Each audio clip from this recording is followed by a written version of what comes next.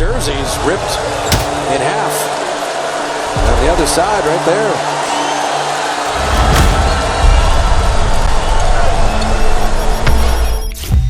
There's a line in basketball between physical and criminal, between defense and assault. And for 6 brutal years, one team didn't just cross that line, they erased it. They weren't just trying to beat you, they wanted to break you, rattle your brain, shake your soul, leave you wondering why you ever laced up. This isn't the story of a dynasty, it's the origin of the most violent era the NBA has ever survived.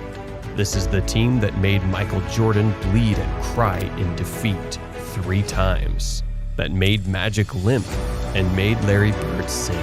Is this even legal? Welcome to the story of the dirtiest team in NBA history, the Detroit Pistons, known as the Bad Boys. Before they became villains, the Pistons were nobodies. Not feared, not hated, just forgotten. In 1980, they lost 66 games, the worst record in franchise history. The next year, 60 more L's. And the silence in that dome, louder than any boo they'd ever hear later. Detroit wasn't just losing games, they were losing relevance. Nobody wanted to play there, nobody wanted to live there. But the story was just starting. In '81, they drafted a kid from Indiana, NCAA champion, lightning quick, and he didn't want to be there either.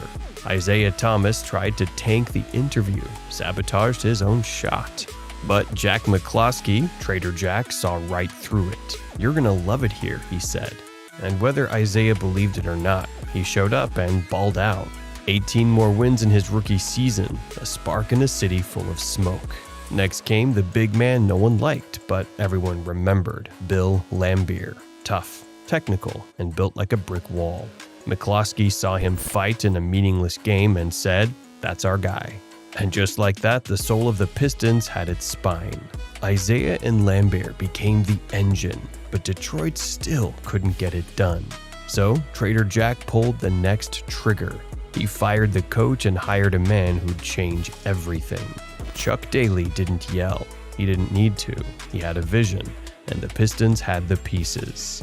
By 1984, Detroit had the #1 offense in the league. The fans returned. The roar was back. Playoffs? Check. But success? Still out of reach.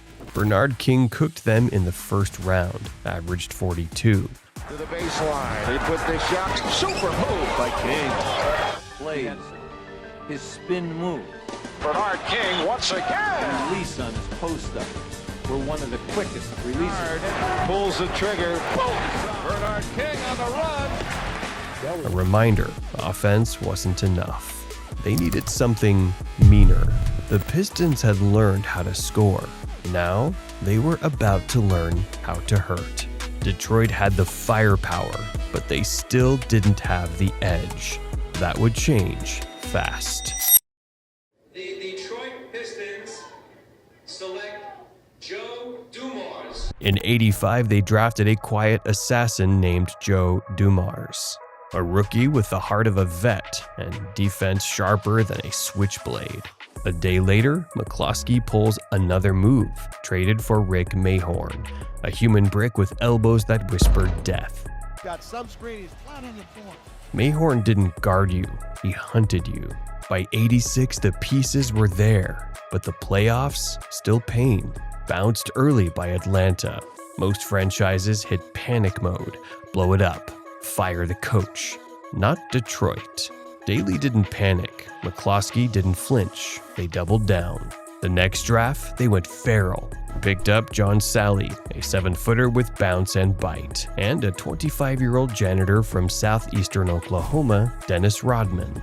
Rodman didn't smile, he didn't talk much, but man, he played like his life depended on it.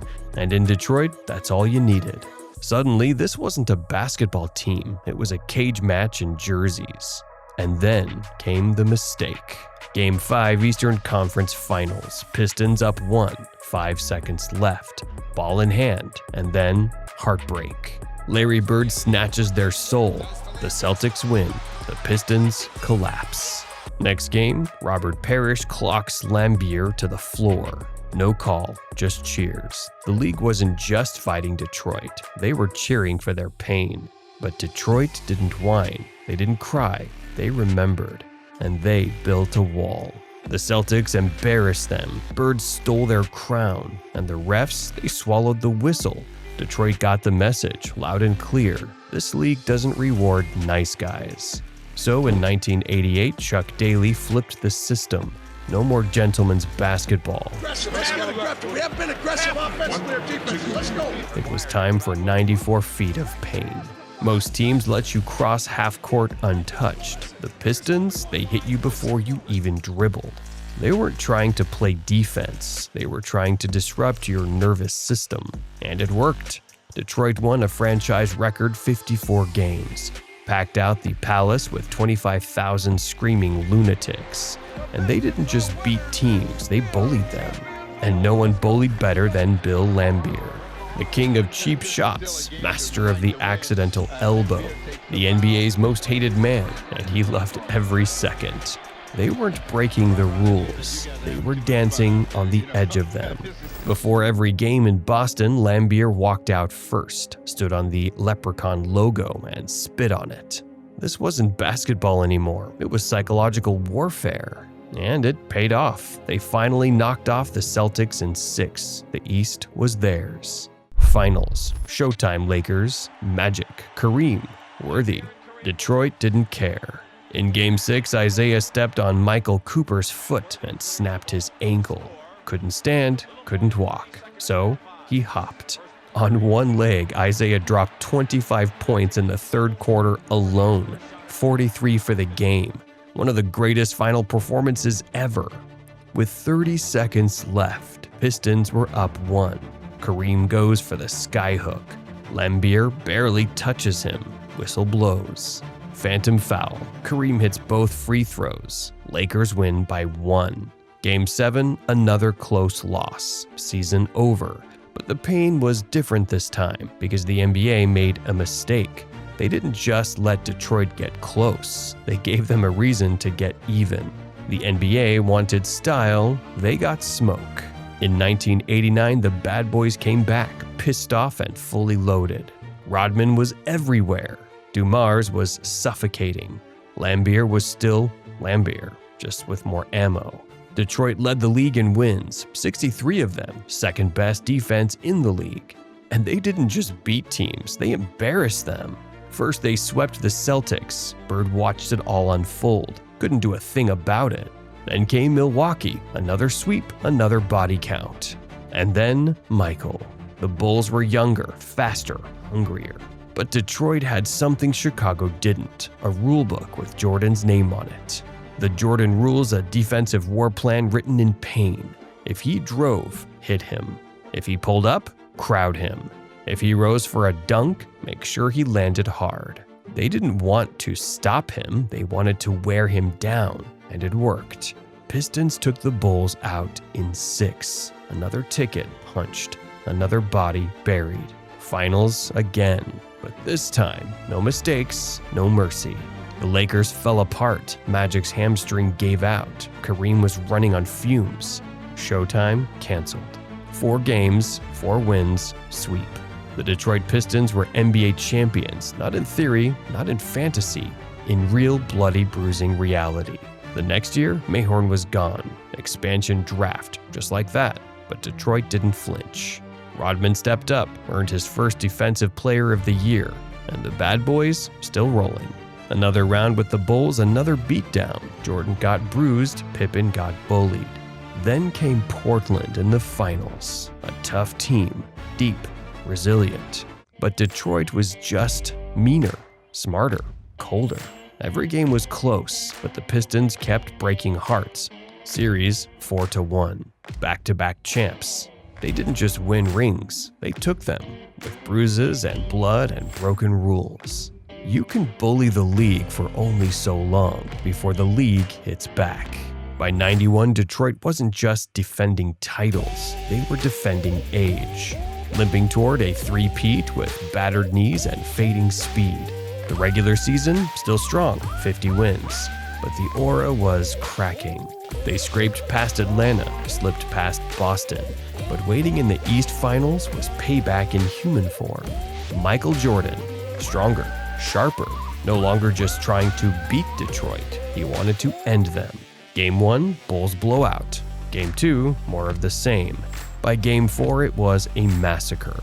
Chicago was doing to Detroit exactly what Detroit had done to them. And the Pistons, they didn't just lose, they walked off. No handshakes, no respect, just a silent retreat. The ultimate bad boy move. Great champions usually pass the torch. Detroit, they lit it, dropped it at the center court, and walked away. The league hated it. Fans booed. Even former legends called it disgusting. But for the Pistons, it was poetry. One last middle finger before the curtain dropped. In '92, they fell in round 1. In '93, they didn't even make the playoffs. Rodman left, Isaiah's Achilles snapped. Lambeer retired in silence. Just like that, the era was over. The Detroit Pistons didn't care what you thought. Not in '88, not in '89, not when they walked off, and not now. They were called thugs, street ballers, embarrassments to the game. But look at what they actually did. They broke Bird, they bullied Jordan, they beat Magic. And they didn't just win, they conquered. 2 rings, 6 straight deep playoff runs. A defense that made grown men scared to drive. And yeah, they played dirty because in their eyes, that was just playing hard enough. You don't have to like them. You don't even have to respect them. But you will remember them because the bad boys didn't just bend the rules. They forced the league to change them. They weren't here to be loved. They were here to be feared. And for one stretch in the late 80s, the league belonged to the villains. This wasn't just a basketball team. It was a warning.